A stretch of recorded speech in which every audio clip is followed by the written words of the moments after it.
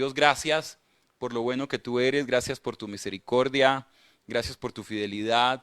No hay otro como tú en toda la tierra, no hay otro como tú en quien podamos ser salvos, pero tampoco otro como tú en quien podamos acudir y encontrar salvación, encontrar esperanza, encontrar consuelo. Tú eres el papá que nos cuida, tú eres el amigo que nos acompaña, tú eres el Dios todopoderoso que nos rescata cuando nosotros no tenemos nada más que hacer, Señor. Hoy queremos que tú estés con nosotros, Señor. Queríamos darte alabanza, honrarte a ti con nuestras canciones y bueno, no hemos podido hacerlo unidos todos en vivo. Pero qué bueno sería, Señor, que recibas nuestra alabanza esta mañana. Eres el más alto, por encima de ti no hay otro, Señor, que se compare a ti. No hay otro que tenga el amor y la misericordia que solo tú tienes. No hay otro en quien nosotros podamos confiar, en quien nosotros podamos descansar, Dios. Eres Dios todopoderoso en quien confía nuestra alma, en quien nosotros tenemos descanso. Señor, eres el único a quien podemos venir aquí con todas nuestras imperfecciones. Señor, aquí venimos santos y no tan santos. Sí, aquí venimos unos que nos creemos muy limpios o que se creen muy limpios y otros que se están sintiendo muy sucios, pero todos, Señor, tenemos la oportunidad de acercarnos al trono de tu gracia para recibir favor, para recibir perdón, para recibir consuelo y esperanza, Señor. Creemos que esta mañana tus brazos están abiertos para todos, Dios. Hoy nos unimos como familia de la fe y te damos toda la gloria que solo tú mereces, Señor.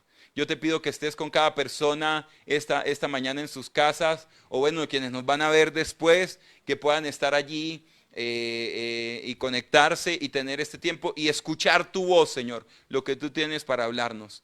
Nos abrimos nuestro corazón y confiamos en ti solamente. Y quiero que repitas conmigo esta oración para comenzar. Levanta allí tus manos, cierra tus ojos y dile: Dios, hoy yo me acerco a ti, quiero escucharte. Abro mis oídos, abro mis ojos, pero sobre todo abro mi corazón para escuchar y recibir tu palabra. Señor, que vengas hasta aquí, hasta donde yo estoy y me acompañes. Espíritu Santo, que tu presencia sea real para mí hoy. Te lo pido en el nombre de Jesús. Amén. Amén. Amén. Y bueno, ya que hemos tenido este momento de oración, yo quiero entrar de una vez en materia y compartirles lo que Dios me ha dicho, creo yo, debo compartirles, debo decirles. Y es que yo no sé si para a ustedes les pase lo mismo que a mí. Creer no siempre es fácil, ¿no? Esta vida de fe, que se supone que es esencial para para el cristiano, no siempre es fácil. Y una de las razones por las que no es fácil es porque nosotros somos formados, criados, y luego recibimos una formación académica para desarrollar un pensamiento lógico, para hacer análisis, para sacar conclusiones basados en hechos, en realidades, en certezas, que cuando nos dicen, bueno, el cristianismo es caminar por fe, uno como que patina, ¿cómo así, no? Y Hebreos en el capítulo 11, en el versículo 1, que es el capítulo clave de la fe, de la fe cristiana, porque es el que mejor la define y el que mejor la representa en cada uno de los personajes que están allí narrados, empieza diciendo: ahora bien, la fe es la certeza de lo que se espera, la convicción de lo que no se ve. Y mira cómo la define, ¿no? Como certeza de lo que uno está esperando. O sea, la seguridad de que lo que yo estoy esperando lo voy a tener, peor aún, que ya lo tengo. ¿Sí ves? Y por eso es difícil, porque para nosotros certeza, yo tengo certeza si veo, yo tengo certeza si yo mismo lo escuché, yo tengo certeza si lo comprobé, si lo puedo reproducir, ¿no? El método científico dice que además que yo puedo reproducirlo, eso nos da certeza. Si algo que es una hipótesis yo la puedo reproducir, eso nos da certeza. Pero aquí en la fe dice, yo tengo certeza por lo que estoy esperando, por lo que estoy pensando que me va a suceder, lo doy por hecho que así es. Y es la convicción de lo que de lo que no se ve. Pero no es la convicción que nosotros podemos tener, ¿no? Es la convicción como cuando un juez se convence de que algo sucedió, ¿no? No sé si te ha pasado que por los hechos, si has tenido la oportunidad de estar en un juzgado, ahora que estamos en este juicio oral, en este modelo de juicio oral en Colombia, un hombre se sienta allá, ha leído ya un historial de un proceso, pero se sienta y escucha, ¿no? Y escucha evidencias de la parte acusadora, de los acusados, de sus abogados, de los testigos que cada parte lleva, y de escuchar esa evidencia, termina convenciéndose de cómo sucedieron las cosas. Y con base en eso, declara inocente o culpable al que tiene allí delante. Y de eso se trata la fe, ¿no? Como de esa convicción, es que dice allí, que tú y yo vemos los hechos que la Biblia narra, de lo que nosotros podemos experimentar y sacar una conclusión. Así no podamos ver todas las cosas, ¿sí? Y eso es la fe, y por eso es que vivir por la fe no es fácil, porque es casi una locura, ¿no? Es muy complejo. Entonces es vivir por pensamientos y no por realidades, y ya eso va contrario al pensamiento lógico, y por eso pareciera una locura el cristianismo, y a muchos pues, que nos vean y digan, ve este como que se le corrió el champú, no, este como que está loco. Si a eso le sumamos otro montón de situaciones que hacen más difícil que sigamos creyendo, y yo quiero que juntos enumeremos, ¿no? Algunas de esas situaciones. Algunas que se me ocurrieron a mí, por ejemplo, pero tú puedes sumar otras allí en los comentarios, y es cuando tú estás creyendo algo que a nadie le ha sucedido antes, ¿sí? Tú estás esperando sanarte de una enfermedad que nadie se ha sanado antes. Tú estás esperando una resurrección que nadie ha vivido antes, ¿sí? Tú estás esperando poder tener el título universitario que nadie antes ha tenido en tu familia. Tú estás esperando tener la prosperidad que nadie antes ha tenido. Eso nos hace difícil, porque cuando hay antecedentes, cuando alguien ya lo ha vivido, pues uno dice, si este pudo, yo puedo. Pero cuando nadie más está esperando lo que yo estoy esperando, cuando nadie más está creyendo lo que yo estoy creyendo, es difícil. Pensemos otra situación. Cuando tú estás creyendo algo, pero las cosas se empiezan a poner peor que cuando empezaste a creer. El ejemplo clásico es cuando tú estás esperando una sanidad, pero en lugar de experimentar sanidad, la enfermedad empieza a empeorar y empiezan a venir complicaciones de la enfermedad, y tú sigues creyendo por una sanidad. Ahí creer no es fácil, ¿no? ¿Sí? Cuando de pronto en el pasado tuvimos experiencias de fe y decidimos creer y no pasó lo que creíamos que debía pasar o lo que queríamos que debía pasar. Seguramente has vivido una situación como esta, ¿sí? O de repente no te pasó a ti, pero conoces a alguien que creyó y que esperó algo y no recibió lo que esperaba, ¿sí? Tú decías, ay, sí, fulano, y estaba esperando que su matrimonio se arreglara, y se separaron y terminó terrible. Esperando que su hijo terminara libre del alcohol y luego terminó peor en las drogas. Y uno como que dice, creer no es fácil allí, ¿no? Y yo creo que la lista pudiera continuar de situaciones hipotéticas y algunas reales que hemos vivido, donde creer no es fácil. Y de eso es de lo que el Señor me puso una carga de hablar contigo hoy, ¿no? ¿Cómo creer en esas circunstancias tan difíciles? ¿Cómo creer cuando los hechos están en contra? ¿Cómo creer cuando no hay nadie que pueda creer conmigo? ¿Cómo creer en estos momentos? Y yo quiero que aprendamos del experto en la fe. La Biblia o los creyentes lo hemos llamado el padre de la fe, y es Abraham. Y Abraham, los relatos de su vida están en el libro de Génesis, desde Génesis 12, habla allí de él y todo su caminar por fe cuando Dios lo llama. También se menciona en Hebreos 11 como uno de los ejemplos, de los estándares de la fe, de cómo vivir la fe. Pero yo quiero que leamos un poco lo que Pablo le escribió a los romanos. Y si tienes Biblia, quiero que busques allí Romanos capítulo 4 y leamos un poco acerca de cómo fue la fe que vivió Abraham, ¿sí?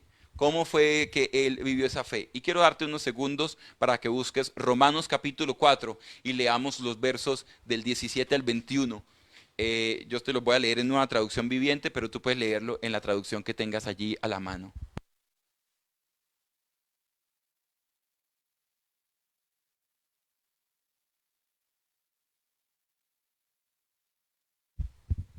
Y dice así la escritura. A eso se refieren las escrituras cuando citan lo que Dios le dijo. Te hice padre de muchas naciones. Eso sucedió porque Abraham creyó en el Dios que da vida a los muertos y crea cosas nuevas de la nada. Aún cuando no había motivos para tener esperanza, Abraham siguió teniendo esperanza porque había creído en que llegaría a ser el padre de muchas naciones. Pues Dios le había dicho, esa es la cantidad de descendientes que tendrás. Y la fe de Abraham no se debilitó, a pesar de que él reconocía que por tener unos 100 años de edad, su cuerpo ya estaba muy anciano para tener hijos. Igual que el vientre de Sara, Abraham siempre creyó la promesa de Dios sin vacilar. De hecho, su fe se fortaleció aún más y así le dio gloria a Dios. Abraham estaba plenamente convencido de que Dios es poderoso para cumplir todo lo que promete. Aleluya. Impresionante esto, ¿no? Y lo primero que quiero que veamos y que Abraham nos da, nos ejemplifica y que Pablo lo menciona allí en Romanos 4, es que nuestro caminar en fe es un camino ascendente. Tú y yo vamos progresando, avanzando, creciendo en nuestra vida de fe. Y es que la vida de fe del cristiano inicia como seguramente ha iniciado la de cada uno de nosotros. Primero creyendo en Dios. Y, y parece obvio, ¿no? Pero primero necesitamos creer que Él existe, que es real. Y eso hace ya una diferencia, ¿no? Entre quienes creemos que existe ese ser superior y quienes no. Pero si queremos tener una relación con Él, pues necesitamos creer que existe el Dios de la Biblia. Y eso es lo que dice Hebreos allí 11:6, ¿no? Sin fe es imposible agradar a Dios. Y por eso hoy es importante que hablemos de la fe, porque es necesaria para relacionarnos con Dios. Y sigue diciendo allí el escritor, porque es necesario que el que se acerque a Dios crea que le hay, que existe y que es galardonador de los que le buscan. Y qué bueno que tú y yo podamos acercarnos a Dios y tener esa experiencia de fe. Entonces lo primero que hacemos es creer en Dios. Y es lo que dice allí, ¿no? Romanos 4:17 dice que Él creyó en Dios, en el Dios de la vida. Y tú seguramente junto conmigo has creído en Dios. Y si no lo has hecho, hoy te invito a que te abras abras la mente y abras el corazón a tener esta oportunidad de creer en Él, de creer que existe y que quiere tener una relación contigo como la tiene conmigo y con muchos de los que están allí conectados con nosotros hoy. ¿Sí? Dios existe, ese es el primer paso. Le damos lugar en nuestro corazón, lo hacemos nuestro Dios, lo hicimos también nuestro Señor. Decidimos vivir para agradarlo a Él. Y es allí donde encontramos salvación y vida eterna. Y tú puedes tenerla. Tú puedes hacer a Jesús tu Señor, tu Salvador. Y al final de compartir esta enseñanza, quiero guiarte en ello. Quiero mostrarte cómo hacerlo y cómo llevarte en ese camino de fe. ¿Sí? Entonces creemos primero en Dios. Pero lo segundo que vemos allí es que él ya, luego de creer en Dios, empieza a creer en lo que Dios le dice. Empieza a creer en las palabras de Dios y empezamos nosotros a creer en sus promesas. ¿Sí? Y Y es que empezamos a creer en la primera, ¿no? No solo creemos que hay un Dios, sino en un Dios que quiere salvarnos. Y cuando recibimos a ese Dios y recibimos esa salvación, estamos creyendo su primera y gran promesa, que Él quiere darnos vida eterna, ¿no? Y con eso, que quiere librarnos, que quiere sanarnos, restaurar todo nuestro ser. Y para poder empezar a creer en sus promesas, tú y yo descubrimos un atributo que es esencial para la fe. Y es la veracidad. Tú y yo descubrimos que Dios es veraz. Y quiero que entiendas algo. La fe y la fidelidad son dos términos que van juntos. Incluso en el griego vienen de la misma palabra. Vienen de la misma raíz. Fe y fidelidad van de la mano. Y tú dirás, ¿pero qué tiene que ver eso con lo que estamos hablando? Es que podemos creer en quien es creíble. Podemos confiar en quien es confiable. O sea, podemos tener fe en alguien que es fiel. Es lo que estoy queriendo decirte. Y son dos términos, ¿no? Uno es como pasivo por su atributo de fidelidad y el otro es la persona activa que decide creer o confiar en la persona que es fiel. Y entonces aquí viene la aplicación a lo que te estoy queriendo decir. Podemos creer en quien es creíble, ¿sí? Y es por ello que si tú quieres ver la fe de alguien dañada, miéntele. Las mentiras dañan la credibilidad, dañan la fe de las personas. Las mentiras dañan la fidelidad de las personas. Porque la veracidad es clave en el desarrollo de esa fidelidad. Y permítame ir haciendo un paralelo con la vida de pareja, ¿no? Es por eso que muchas parejas hoy están en conflicto. Muchas parejas que están allí conectadas están teniendo discusiones. Y es porque, quizás por una mentira que se descubrió. Por un secreto que uno de los dos tenía, que salió a la luz. Y eso dañó la credibilidad que la otra persona tenía en ti, ¿sí? Esa mentira que se descubrió, ese secreto que tenías, esa conversación inapropiada con otra persona de tu sexo opuesto. O aún puede ser del mismo, pero con fines románticos, eróticos. Fue descubierta y la otra persona se siente engañada. Y es allí donde esa mentira daña la fidelidad, daña esa relación de fidelidad que se tenía. Y quizás tú estás allí, tú que fuiste descubierto o descubierta, estás allí exigiendo que confíen en ti. Pero ya te das cuenta que no es una exigencia. La fe es una consecuencia de la fidelidad. O sea, si tú quieres que te crean, eso es producto de tu credibilidad. Es lo que quiero decirte. ¿Quieres que te crean? Vuélvete una persona creíble, una persona que solo dice la verdad, una persona que rechaza la mentira y el engaño. Y eso te va a ayudar para poder restaurar tu relación de pareja. Y va a tomar tiempo, porque esa mentira va a seguir dando vueltas allí en la cabeza de tu cónyuge. Y vamos a tener que demostrar que somos creíbles, que decimos la verdad. Y por otro lado, ya volviendo a Dios, la Biblia no solo dice que Dios dice la verdad, ¿sí? Dice que Él es la verdad. Y así fue como se presentó Jesús. Juan 14:6 dice, yo soy el camino, la verdad y la vida. Y nadie puede ir al Padre si no es por medio de mí. Él se presenta no como verdadero solamente, porque también lo hizo, sino como la verdad en sí misma. Él encarna la verdad, ¿sí? Y si Dios dice algo, es cierto. Es cierto.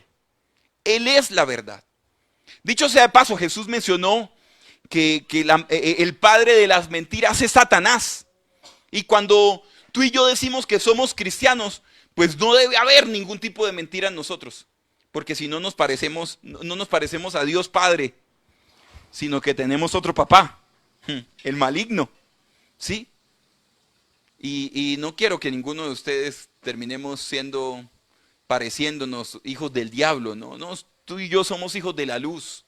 Y tú y yo somos llamados a andar en esa luz en esa transparencia y hablar verdad. Porque Dios siempre que habla, dice la verdad. Dios dice la verdad. ¿Sí? Y puede que parezca obvio esto que te estoy diciendo, pero no es tan obvio, porque de este secreto se desprenden muchos problemas con respecto a nuestra fe y a lo difícil que se nos hace a veces creer. Porque entonces la pregunta no es, ¿Dios está mintiendo? Sino la pregunta es, ¿de verdad Dios dijo lo que yo creo que dijo? Y es allí uno de los problemas más grandes que veo que estamos viviendo los cristianos hoy en día. Y yo veo con asombro, no incredulidad, al contrario, me asombra y a veces me preocupa la credulidad, la fe sin reservas que tenemos ante asuntos como la profecía, por ejemplo. ¿Sí? Y cualquier persona viene y nos dice, así dice el Señor, y creemos con toda facilidad eso. Y yo lo veo con preocupación, perdona que te lo diga, lo veo con cierta reserva, porque la profecía no es confiable. Porque la profecía es un evento, y no lo es, no porque Dios mienta, sino porque es un mensajero que pasa a través, es un mensaje que pasa a través de un mensajero que es imperfecto, el ser humano. Y todo aquello que involucra al ser humano es imperfecto y sujeto a errores y a equivocaciones. Y eso involucra la profecía. Entonces cuando alguien nos dice, así dice el Señor, uno dice, ¿de verdad lo dice el Señor? ¿O de verdad Dios está diciendo lo que esta persona me está diciendo? ¿O esta persona interpretó adecuadamente lo que Dios quería decirme? Porque cuando el mensaje atraviesa este cableado humano imperfecto, puede terminar siendo sesgado por las emociones del mensajero. Puede terminar sesgado por los pensamientos del mensajero, por los prejuicios, los preconceptos del mensajero, o incluso por las experiencias que este mensajero ha tenido.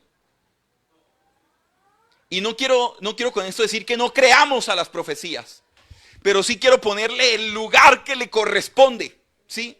La Biblia dice que toda profecía debe ser evaluada y debe ser probada. ¿Por qué será que lo dice? Pues lo dice porque las profecías pueden ser engañosas. Porque aún el mejor profeta de Dios puede equivocarse. Y tú dirás, uy, pastor, no. Sí, claro. Si no, mira la Biblia.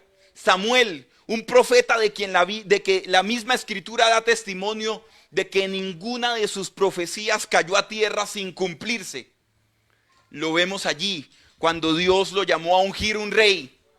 Vemos que él se dejó llevar por sus ojos, por lo que veía, y por poco y unge al rey equivocado. Y Dios tuvo que agarrarle la mano y decirle, no, no es ese.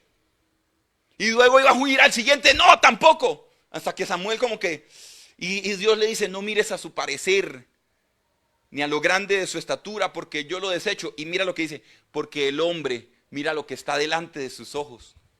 Y eso sucede aún con los profetas. Entonces con esto quiero sanarte el corazón. Puede que alguien te haya dicho algo de parte de Dios. No, Dios no es el culpable. Los culpables somos los hombres, que somos imperfectos. Y esto aplica también para ti, que quizás estás frustrada o frustrado. Y es que el pastor no ve el talento en mí, no ve el llamado que yo tengo. Sí, nos equivocamos y perdónanos. Somos imperfectos. Porque a veces nos dejamos llevar por las apariencias. Y así como en apariencia alguien puede parecer muy talentoso, en apariencia alguien que tenga un llamado como David puede no parecerlo. Puede parecer que no sea la persona en la que debiéramos confiar o a quien debiéramos potenciar. Entonces los hombres nos equivocamos. Y esto es una invitación a que tú y yo probemos toda profecía. ¿Y la probamos con qué? Con la Biblia. La Biblia dice de sí misma que es la palabra profética más confiable en la que tú y yo nos podemos aferrar. Así que cualquiera que te diga algo que es contrario a los principios de la Escritura, pues obviamente es una profecía engañosa. Es una falsa profecía. O peor aún, es un falso profeta. Porque ojo, mira que yo te estoy diciendo, un profeta verdadero se puede equivocar. y darte una falsa profecía. Pero también hay otros que son falsos profetas, así como hay falsos maestros y dan falsas enseñanzas. Hay falsos profetas y todas sus profecías son engañosas. ¿Sí? Entonces, ojo, porque uno es el atributo de la persona como falsedad, como falso, y otro es el atributo de la profecía como falsa. Y no necesariamente el profeta lo sea, ¿no? Aclaro. Pero la palabra profética más confiable por excelencia es la Biblia.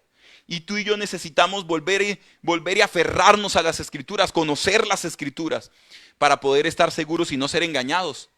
Porque puede aparecer alguien que te diga a ti que estás casada, no, mira, tú vas a ser mi esposo, mi esposa, no, no, no, no, no. No, no, si Dios en la Biblia dice que nos casamos una sola vez y para siempre. ¿Ves? Entonces la profecía debe ser confiable. ¿Saben qué hago yo? Y quiero abrirte mi corazón. Yo creo en las profecías, pero yo uso la profecía solo como una confirmación. Yo uso la profecía solo para confirmar lo que Él ya me dijo en mi vida privada, en mi vida devocional. La profecía es solo la confirmación de lo que Él ya me ha dicho. Y no lo uso como una fuente primaria para tomar decisiones. No, yo escucho las profecías con ojos abiertos.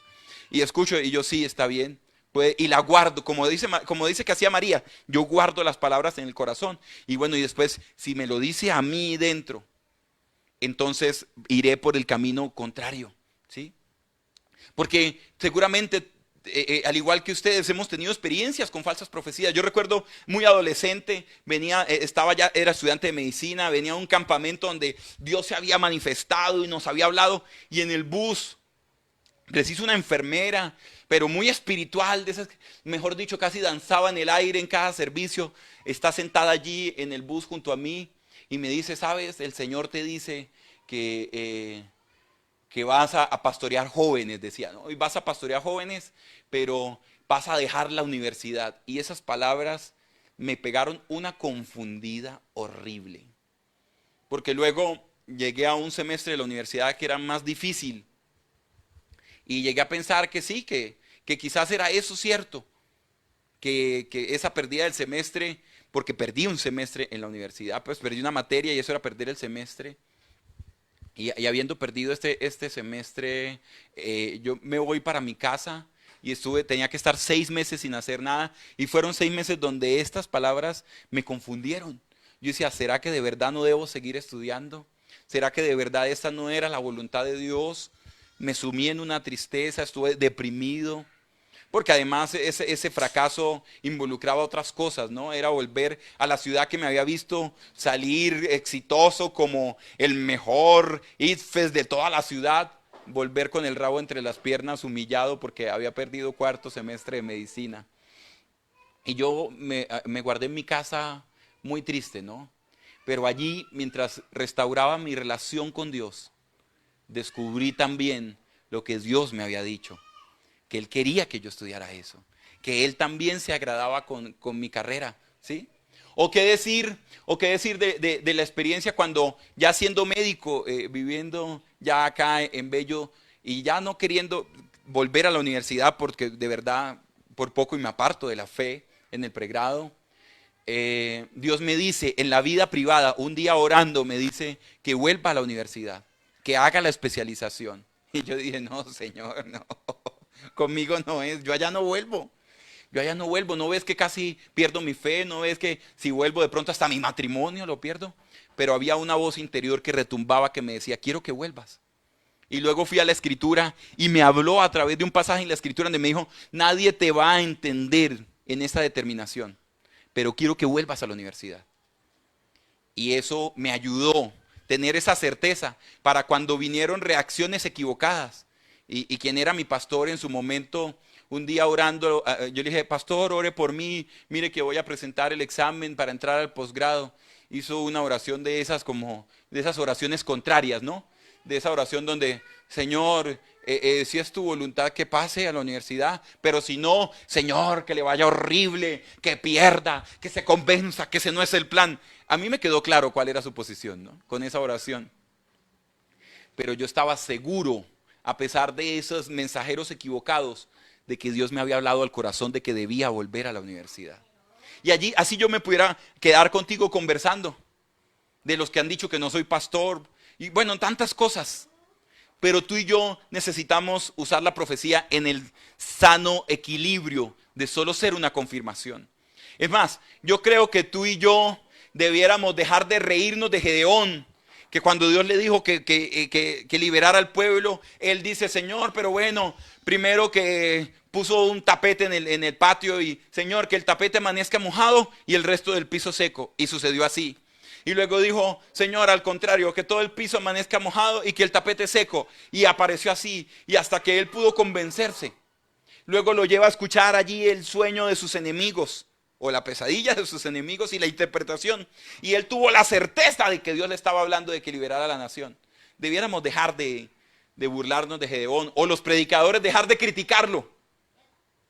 Porque cuando andamos en esa certeza, podemos usar la palabra de Dios como la espada de dos filos y dar la pelea que tengamos que dar.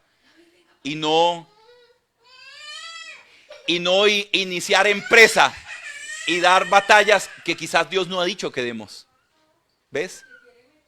Y empezamos y salimos a la guerra con armas que no son cortantes. Pero si tú estás con una certeza de que Dios te habló, no hay quien te confunda. Pero te animo a que confirmes, verifiques que de verdad Dios te habló. Entonces, en ese primero creer en Dios y luego creerle a Él implica descubrir su veracidad, pero también poco a poco irlo conociendo mejor a Él. Y creer en sus promesas implica además ir avanzando y ir conociendo otra cosa. Porque lo segundo que conocemos, el segundo atributo que conocemos de Dios, además de su veracidad, es su capacidad, es su poder. Y es que mientras Abraham esperaba la promesa de un hijo, vio a Dios hacer muchas otras cosas que yo creo, pero creo una en particular que lo tuvo que haber impactado. Dios le mostró a Abraham, primero le dijo que iba a destruir a Sodoma y a Gomorra, le permite tener esa intercesión allí, pero luego Abraham desde lejos vio cómo subía el humo de las ciudades destruidas. Y yo creo que Abraham dijo, Dios tiene poder. Este Dios que me ha visitado, este Dios que ha hablado conmigo, tiene poder. Tiene el poder de hacer lo que dice. Me dijo que iba a destruir las ciudades.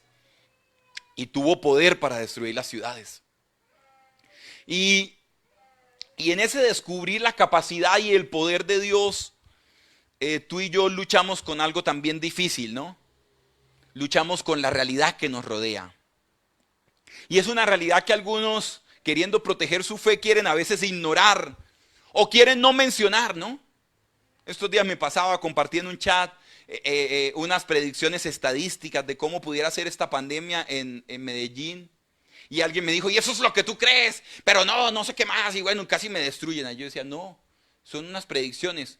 Yo he aprendido en este caminar a creer a pesar de lo que veo. Pero hay algunos que no, que como que quisieran apagar el televisor, que quisieran ignorar la realidad. Pero no es esa la fe que Abraham tuvo. La Biblia dice que él, a pesar de ver su cuerpo cómo se iba envejeciendo, él se iba fortaleciendo en fe, ¿sí? Y es que a veces también nosotros vemos posibilidades de acuerdo a nuestras capacidades. Entonces vemos cómo un milagro puede resultar más fácil que otro de acuerdo a la capacidad humana de resolverlo. Entonces una deuda es más grande, más fácil de pagar si es más pequeña. Una enfermedad es más fácil de sanar si es leve, ¿cierto? Entonces decimos, no, Dios puede sanar un dolor de cabeza. Uy, pero un cáncer no. Pero porque lo estamos evaluando desde la capacidad humana de sanar el cáncer. ¿Ves? Entonces evaluamos desde nuestra capacidad. ¿Cuántos de nosotros no soñamos de acuerdo a nuestros recursos, de acuerdo a nuestro bolsillo y no de acuerdo a lo que Dios ha dicho o Él ha determinado? Y qué mencionar aquí en las capacidades, también los poderes de las tinieblas, la oposición en la que vivimos en este mundo natural. Y con esto yo quiero hacerte caer en cuenta que Abraham tuvo bendiciones que alcanzó solo por esperarlas. Orando y creyendo que llegarían, llegaron. Tuvo otras bendiciones que alcanzó siguiendo su vida diaria y moviéndose de acuerdo a su vida de fe. pero también tuvo bendiciones que las alcanzó, dando la pelea y dando peleas duras. Porque cuando Sodoma y Gomorra son invadidos en una guerra y pierden la guerra, la escritura dice que su familia y sus bienes cayeron en manos del rey que había ganado esa guerra. Y Abraham, ni corto ni perezoso, decide creer que Dios puede librar a su sobrino. Y con sus pocos criados se fue. Espere. Yo no sé si tú caes en cuenta en los detalles. Había una guerra como de 4 reyes contra 4, más o menos era. Y el rey y uno de los reyes de la alianza que ganó tiene a Lot, el sobrino de Abraham. Y Abraham, que no es un hombre de guerra, que tiene unos hombres allí que no son hombres de guerra, decide irse con sus pocos soldados a dar la pelea para librar a su sobrino. Y quiero, haciéndote corta la historia, gana la guerra, derrota a este rey, recupera a su sobrino, le da botín a todos los que pelearon con él. Y esto me enseña que hay bendiciones que tú y yo vamos a alcanzar de la misma manera, ¿no?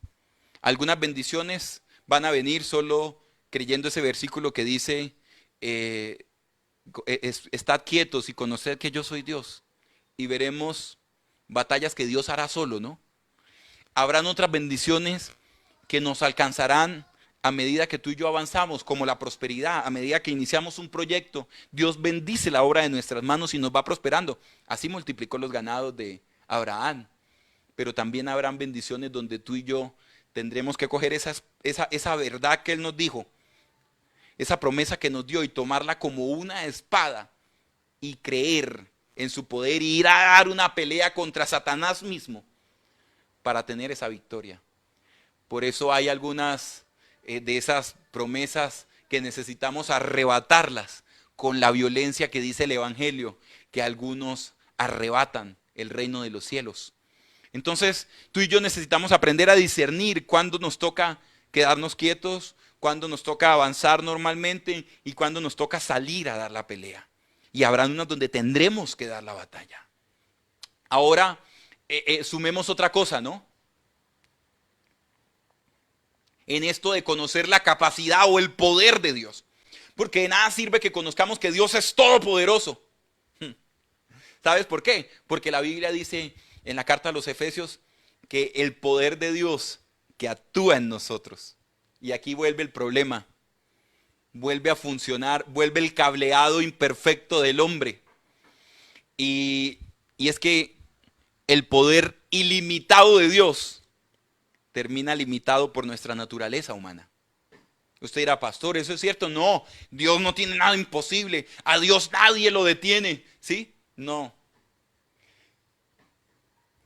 Él termina limitado. Vea, perdona que te lo diga, es como si Dios tuviera un internet de fibra óptica, ¿no?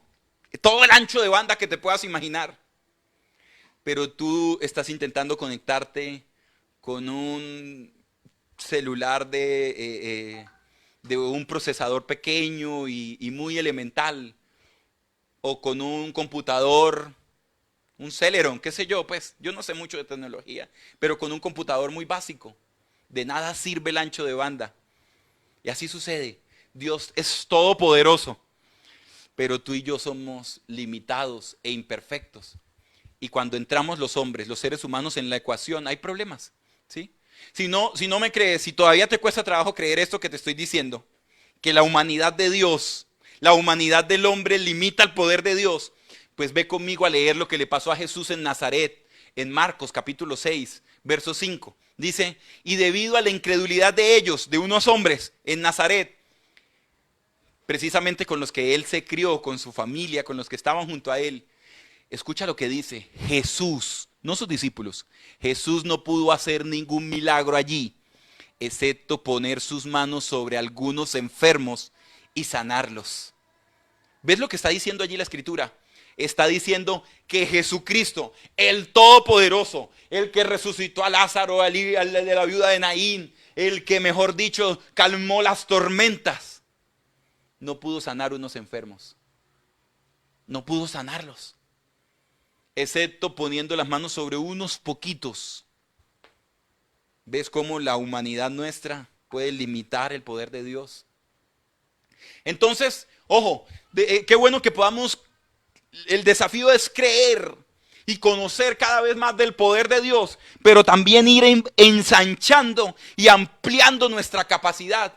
Vuelvo y reitero, de nada sirve el ancho de banda todopoderosa de Dios si nosotros estamos con un procesador muy sencillo, muy elemental de fe.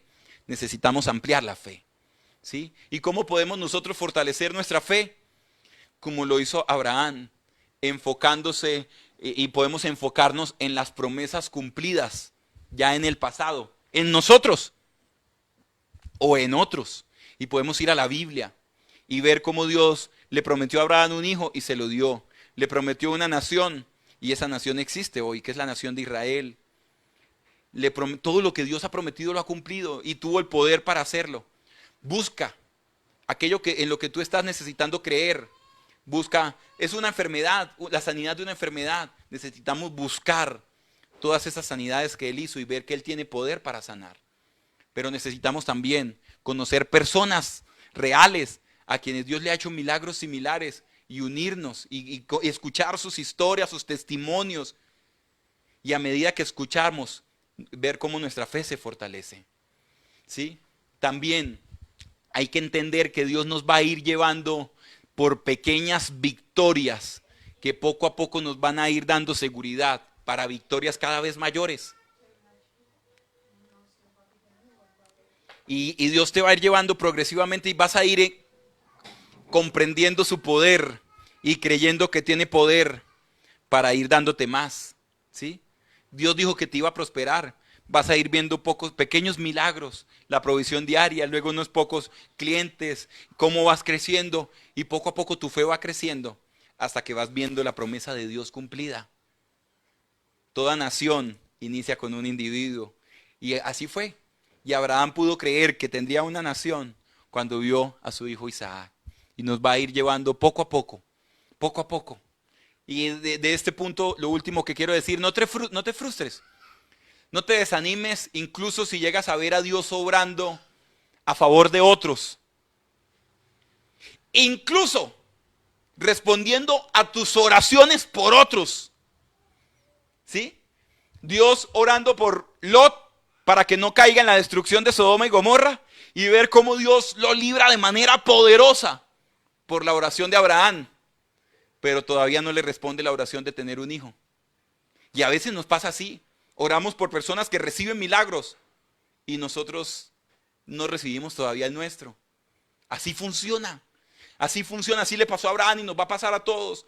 Yo recuerdo el testimonio de una señora que sale y cuenta un día en una congregación en la que asistíamos. Dice, y yo quiero contar cómo mi hijo enfermo de los riñones y el hermano Edward oró por él y se sanó. Y yo todavía no me sano de lo mismo. Así funciona. No te frustres por eso, porque es Dios en su poder, pero también en su soberanía. Y Él sabrá cómo lo hace, cuándo lo hace, de qué manera lo hace. Y sabes, lo último que conocemos en nuestro caminar con Dios para poder creer en medio de estas dificultades es que vamos conociendo su compromiso con nosotros y su compromiso por nosotros. Y Abraham, mientras Dios le hacía el milagro de un hijo y de la nación que le había prometido, vio cómo Dios castigó a Faraón y a Abimelec por defenderlo a él. A pesar de que él le había mentido a Faraón y a Abimelec diciendo que no era su esposa, sino que Sara era su hermana, vio Dios cómo lo defendía a pesar de sus equivocaciones. Abraham vio cómo Dios le pasó su equivocación de haberse metido con su criada, con Agar, y bendijo también a su hijo Ismael. Abraham vio cómo Dios le contó lo que iba a hacer con Sodoma. Abraham, durante este caminar de fe, se convenció de que de verdad le importaba a Dios, de que de verdad él era importante para Dios. se convenció de que era valioso, de que Dios lo amaba, de que él y su esposa, a pesar de que todavía no tenían el hijo, eran valiosos para Dios. Y yo te pregunto esta mañana, ¿tú lo sabes? ¿Estás segura? ¿Estás seguro del amor de Dios por ti? ¿Sabes de que Dios no descansará y te seguirá defendiendo a pesar de tus equivocaciones? ¿Estás segura de que te bendecirá a pesar de tus errores y que aún en tus errores habrá bendición de Él? ¿Ya te has convencido en este caminar de que Él no descansará hasta hacerte el mejor bien posible? Porque es allí donde nos vamos a fortalecer en fe, no creyendo en lo que Él dice, creyendo en Él y en lo que Él siente por nosotros. Y cada vez que dudes de su amor por ti, mira a la cruz. Nadie tiene mayor amor que ese, que uno ponga su vida por sus amigos, dice la Escritura. ¿Dudas de su promesa? Entonces Dios está diciendo, puede que dudes en lo que yo te he dicho, pero no dudarás si yo te lo juro. Y con Abraham no solo le hizo la promesa, dice que para que estuviera segura, luego le hizo un juramento y entraron en un pacto ellos allí. Y Hebreos capítulo 6 dice, Dios también se comprometió mediante un juramento para que los que recibieran la promesa pudieran estar totalmente seguros de que Él jamás cambiaría de parecer. Y es que no solo lo prometió, luego lo juró para que por una promesa y un juramento tú y yo estemos seguros. Quiero ponértelo en contexto. El noviazgo es una promesa. Quiero amarte, eres solo te amo a ti, solo te tengo a ti y tú a mí. El noviazgo es una promesa. El matrimonio es un juramento, ¿no? Bueno, quizás es por eso que algunos le sacan el cuerpo al matrimonio. Y con eso quiero empujar a aquellos que todavía no han tomado esa decisión. Eso es lo que hace la diferencia. Que le da más seguridad al cónyuge de tu compromiso con él y con ella. A diferencia de quienes se salen a vivir porque dicen, no, cualquier cosa, cualquier día mañana nos separamos. En el matrimonio lo único que hay dos cosas hay de diferentes. Un juramento y la bendición de Dios de que estás haciendo las cosas a su manera. Y que Él te va a ayudar a cumplir ese juramento.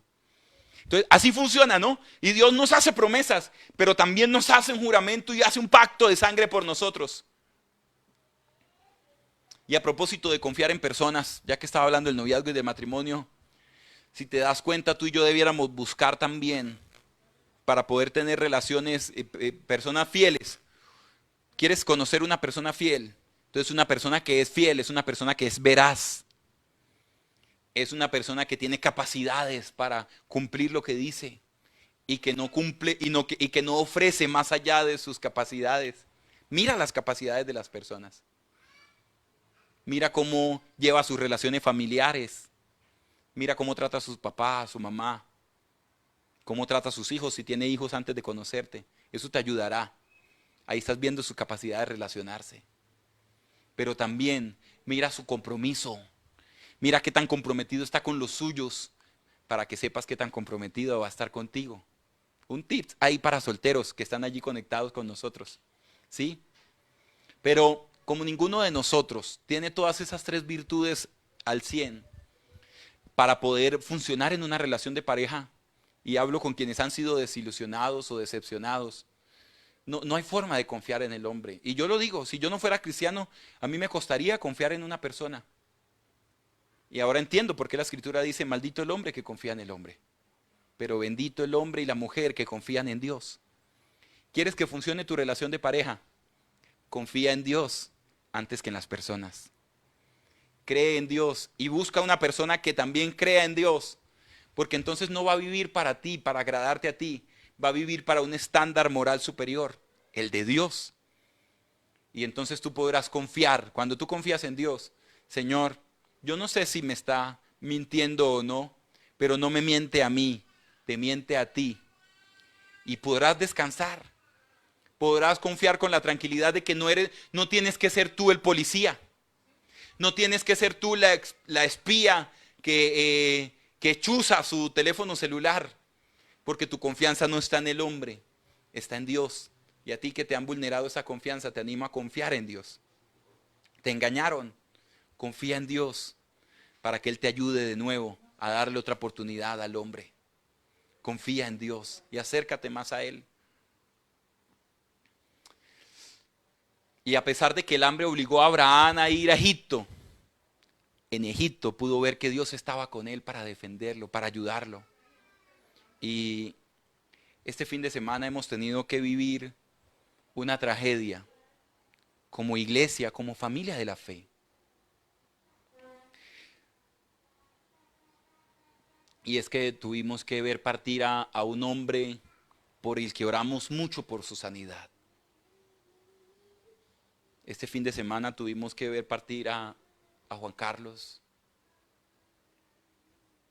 un hombre que tuve la oportunidad de conocerlo por primera vez en el hospital.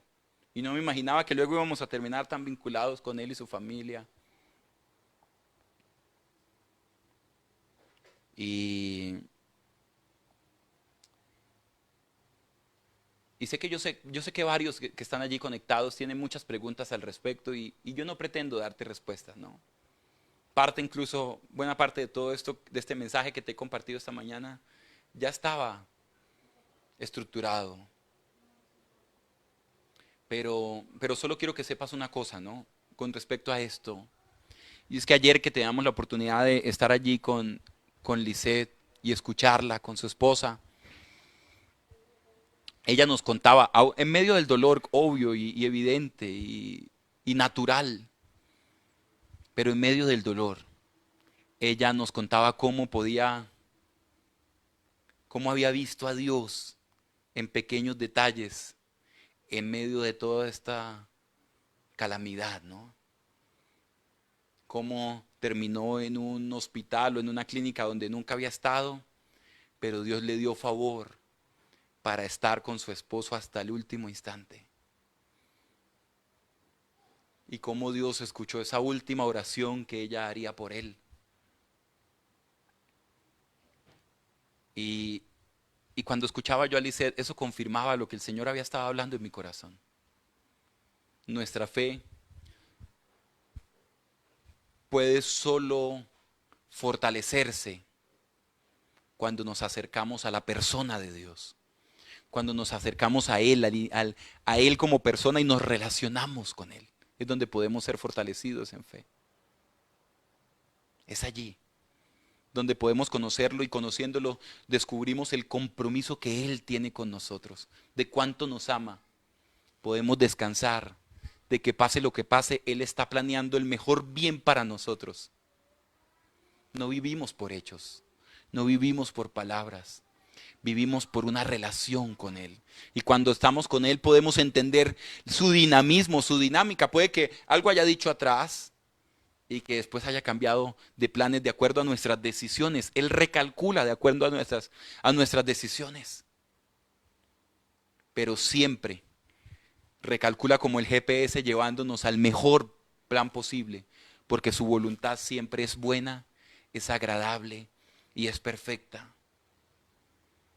Y si estás allí y te ha costado trabajo creer en Dios, yo te animo a que te acerques a la persona, a que establezcas una relación con Él, a que lo adores, a que hables con Él y lo conozcas. Y a medida que lo conozcas más, tu fe se va a fortalecer. Yo también he vivido momentos donde Dios no me ha respondido, exámenes que me he hecho donde yo creo que ya voy a resultar sano y no ha sucedido. Y sé que es la frustración, pero también he sabido y he podido experimentar como Él. Recuerdo una noche cuando me hice una ecografía y la pagué por mi cuenta porque creía que ya Dios me había sanado por la oración de un ministerio muy reconocido en el país y en el mundo de sanidad. Y cuando la radióloga da el mismo diagnóstico, yo llegué también destruido a mi casa. Pero recuerdo esa noche mientras vivía todavía en un pueblo en Puerto Nare.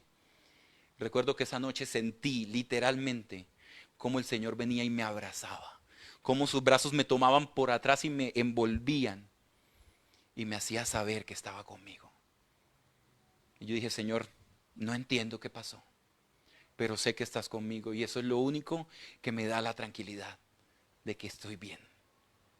Y quiero llevarte esa misma tranquilidad esta mañana. Si no tienes una relación con Dios, quiero que hagas a Dios tu Dios. Y no una religión, no un conjunto de creencias, una persona con la que tú puedes confiar y contar siempre. Quiero que hagas conmigo esta oración. Cierra allí tus ojos y dile: Jesús, hoy te recibo como mi Señor, como mi Dios, como mi Salvador. Perdona todos mis pecados.